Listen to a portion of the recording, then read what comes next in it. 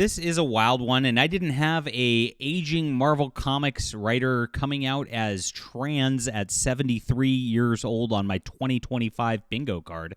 But I guess desperation for attention and jobs is kind of getting out there these days. I've seen a lot of these aging Marvel Comics writers just begging for money, a lot of them. And it's because Marvel screwed them. And it begs the question, I want you to answer this in the description below. Do you have to be mentally ill to work for Marvel Comics? Or does Marvel Comics and working for them make you mentally ill? That's the question. It's a chicken and an egg concept we have right here as we get into Tony Isabella's announcement and how ridiculously cringy it is. I actually found some interesting information on him where he actually put in a Christian storyline into Ghost Rider into the 70s, which was purged from Marvel Comics. We'll talk about that as well. And gosh, this poor guy's wife and kids like having to deal with this guy trying to get attention online, I guess. Sad stuff. Please hit the like and subscribe button. Join us here as we talk about all things in comics, my friends. I'm a comic creator myself. This is my Emerald Array graphic novel, 450 backers strong. The book's done. We are ready, and we're going to print with this very shortly. And so as we get this ready, it's still open for you to purchase and enjoy. So come grab this. It's in the description below. This is a fun Space Marine graphic novel. This is like late 70s Marvel Comics. If you enjoy that classic heroic action that they used to give you that they don't give you anymore, we're a great alternative. So grab this. It's in the description below. Thank you so much for the support, my friends. And, of course, back this book today. Don't miss it. You're going to absolutely love it. A lot of people are saying it's my best work already, and I appreciate you guys for being here. So, yeah, Tony Isabella had a career at Marvel and DC Comics in the 70s. He created Tigra and Black Lightning, and he had a run on Ghost Rider. Now he's gone a step further, decided to push mental illness for attention by declaring he's transgender at the age of 73. Yes, the comic industry in the 70s was a tough one. Tony Isabella came up behind the likes of Stan Lee and Roy Thomas to get a career going where Marvel and DC Comics exploited his works to little profit, much like many creators at the time. And this is what we're seeing with more and more of these aging creators is like they got nothing out of it. They created characters, they created storylines that are being used for movies and the like, and they really just like get a pittance. Like they don't get pensions, they don't get nothing. They really didn't make that much to begin with, and now they're like aged and screwed, and like nobody wants to hire them at this point. I've even seen this with the G.I. Joe guy. Gosh, why am I blanking on his name? You're gonna have to tell me in the description below, but you know who I'm talking about. He did Larry Hama. There we go.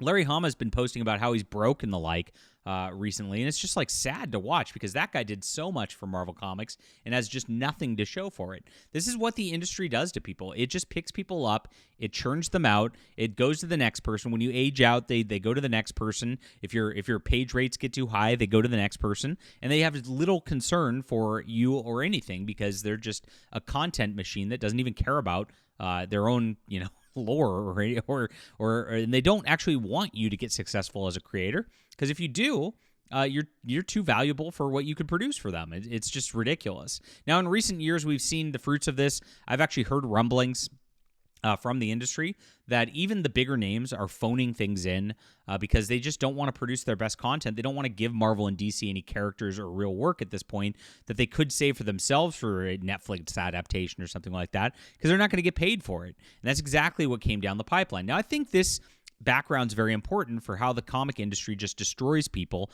and just ruins people's lives, because I think that somebody like Tony Isabella is probably just kind of poor, kind of miserable, and it's like, hey, I was a Marvel Comics guy and I got nothing to show for it at 73. It really sucks. And so I'm gonna have sympathy on him for this whole situation. Now, in the 70s, he actually had an interesting storyline that was very Christian in nature. This is what he stated in 2007 in an interview. He said, getting prior approval from editor Roy Thomas, from later editors Len Wein and Marv Wolfman, I introduced The Friend into the series. He looked like a hippie Jesus Christ, and that's exactly who he was. Though I never actually called him, capitals that, it allowed me to address a disparity that had long bothered me about the Marvel Universe. Though we had no end of hell and Satan surrogates in our comics, we had nothing of heaven. Very interesting. After 2 years, I'd written a storyline where, couched mildly in subtle terms, Blaze accepted Jesus as savior and freed himself from Satan's power forever. Had I remained on Ghost Rider, which was my intent at the time, the title's religious elements would have faded into the background. Blaze would be a Christian, but he'd express that in the way he led his life. What a cool storyline, and how Christian of him. Unfortunately, the assistant editor took offense at my story. The issue was ready to go to the printer. When he pulled it back and ripped it to pieces, he had some of the art redrawn, a lot of the copy rewritten to change the ending of a story 2 years in the making. The friend was revealed to be not Jesus, but a demon in disguise. To this day, I consider what he did to my story one of the 3 most arrogant and wrong-headed actions I've ever seen from an editor. Now, this is pretty interesting. He's actually pushing a ghostwriter to be a Christian character, which actually makes a lot of sense, as he's out there as a spirit of vengeance. It's kind of like the Spectre, as it works on behalf of God on DC Comics. This is a cool concept, like having an agent of God actually go and do things like this. Love it. But unfortunately, it was not to be. Now, what happened from this guy in the 1970s to now? Well, it's been a long descent into wokeism in recent years. And so he's just been churned up, spit out by Marvel, angry all the time. He started attacking Comicsgate back in the day, and this is 2018, back when Comicsgate still meant something. Back in the original days of Comicsgate, if you weren't there, it was a movement that was inspired by the fact that your boy Zach was making reviews about woke comics and mocking them. And these people in the industry were conspiring to get him kicked out of conventions, actually do violence against him in a Facebook group. I called that out. I found it reporting, and I used the hashtag Comicsgate to proliferate that story. That went mega viral and, of course, caught on. And so it was against corruption in the mainstream industry. It was against wokeism in the mainstream industry. It's something different now. It's like a cult following some kind of grifty guy who doesn't really make comics. But that's what it was back in 2018. And so if you look at this then, this guy says, to the Comicsgater who said it would be bad business for me to alienate my base, you should know my base has never been racist, bigoted, misogynist, white supremacist, GOP-loving zombies. Well, this is a pretty bigoted statement, my friend.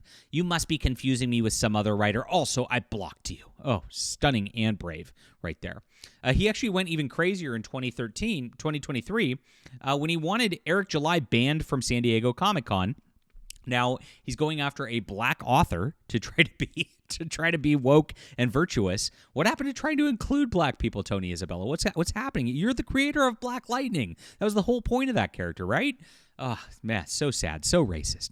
Come on, CGC and Comic-Con, you can do better than an empowering and unsavory, to put it mildly, person like this. Jack Kirby would have punched him out. So he actually went and says that, like, Jack Kirby would have done violence to a fellow comic creator. What is going on here? This is how unhinged these people are. And as you can see, his progression is getting more and more unhinged as he goes along, as he descends into his woke politics. That sort of thing makes you miserable. It makes you angry. It makes you question your very identity. That's the whole point of all this, and that's what's leading up to what's happening now. Eric July actually just said, would you like to discuss this? The guy said, not in the least, your denial in existence of validity of trans kids alone is to tell me I don't need to communicate with you further. Well, thankfully, Trump removed any possible deal of parents abusing their children by doing this kind of thing at this juncture. And Tony Isabella's response is to, I guess, become a woman. Well, not a real woman, though, because you can't do that. Yeah, he got the wrong body parts for that. This is real. I'll have more to say soon. In the meantime, I ask you respect my privacy, and especially that of my wife and our children. Thank you. Very interesting. Now, I love how these people always go and publish things online. Keep Tom, and yes, I'm transgender. Like, obviously trying to make a public stink for themselves to get attention. That's the only purpose for doing something like this. And yet they ask for privacy at the exact same time. It's like, oh, I'm not supposed to cover this now because you said so on a public platform where you were trying to get attention because you're now saying you're a woman when you're a dude. This is ridiculous, and you are ridiculous, and you look ridiculous and act ridiculous. Now, he actually followed up with this with another post that's even more ridiculous. Here's his new look, Mr. 73-year-old, looking young and dapper. Things that make me happy. Green Opal Salon. My first appointment with a very cool Kylie went very well.